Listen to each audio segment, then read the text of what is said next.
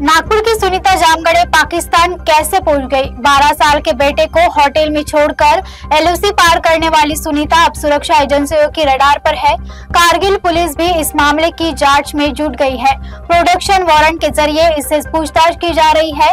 इस पर police अधीक्षक DSP Niketan Kadam ने क्या कहा, आइए देखते हैं। मागे देखील याच्यावर एक ब्रीफ आपल्या सर्वांना दिली होती। त्याच्यामध्ये महिला आरोपी आपल्या ताब्यात आहे। 2 तारखेपर्यंत त्यांच्या पोलीस कस्टडी होती, त्याच्यानंतर आता सध्या ज्युडिशियल कस्टडीमध्ये आहेत। त्यांच्या एकंदरीत तपासात आतापर्यंत असं आढळून आलेलं आहे की त्यांनी सोशल मीडियावरती पाकिस्तानी नागरिकांसोबत चॅटिंग केलेली दिसलेली आहे।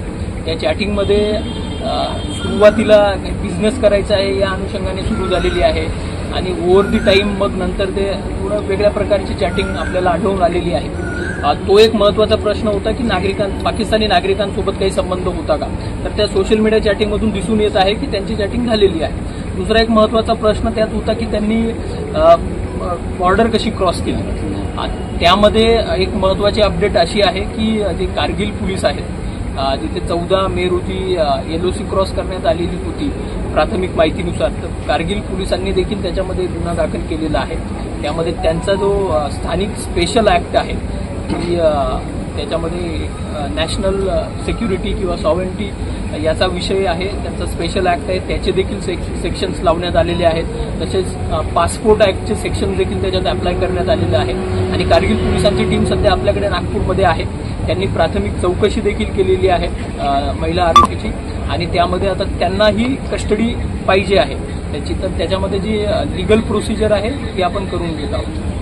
सर, तिला कोणी मदत केली होती का एलओसी पार करताना? हे तुमच्या तपासात काही समोर आलेलं आहे का की तिला लोकल कोणी मदत केली आणि तिचा मोबाईल तुम्ही फॉरेन्सिकसाठी दिला, तर त्याच्यातून काही गोष्टी समोर आल्या? ते मोबाईलच्या फॉरेन्सिक्समध्ये मी जसं सांगितलं की ते आपल्याला सोशल मीडियावरच्या काही चॅटिंग्स मिळून आलेल्या आहेत आणि त्या महिलेला बॉर्डर क्रॉस करण्यासाठी लोकल काही मदत झाली का, आता आपली टीम अजून आतापर्यंत कारगिलमध्ये गेलेली नाहीये। आपण कारगिल पोलिसांच्या कंटिन्युअस टचमध्ये आहोत, त्यांच्याकडून अधिकची माहिती घेत आहोत। त्याच्यामध्ये आपल्याला बऱ्याच जागांची नावं क्लिअर झालेली आहेत आणि त्या महिलेने कुठून बॉर्डर क्रॉस केलेली होती हे देखील क्लिअर झालेलं आहे।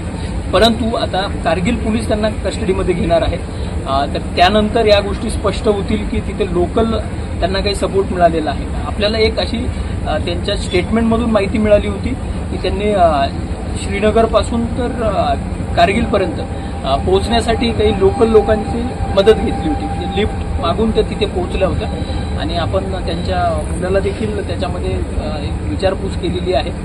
त्यांनी देखील ही जी माहिती आहे ही खरी आहे असं सांगितलेलं आहे आपल्याला की त्यांनी लिफ्ट घेतली होती। तो जो व्यक्ती होता तिथला त्याचं नाव वगैरे आयडेंटिफाय झालेलं आहे।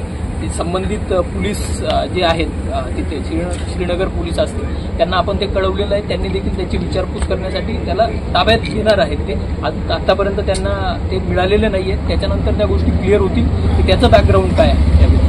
प्राथमिक आपल्या तपासात असं निष्पन्न झालेलं आहे की त्यांच्या तिथे चॅटिंग झालेली होती।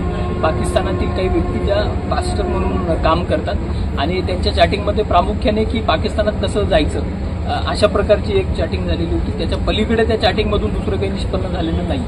आपण संबंधित महिला आरोपी जे आहेत त्यांच्या संबंधित जितके व्यक्ती आहेत त्या सर्वांचे स्टेटमेंट्स रेकॉर्ड केलेले आहेत, परंतु यामध्ये एक गोष्ट असं निष्पन्न होत आहे की त्यांनी त्यांच्या नातेवाईकांसोबत जे रिलेटिव्ह असतील, मित्र असतील, यांच्यासोबत खूप जास्त माहिती शेअर केलेली नाहीये।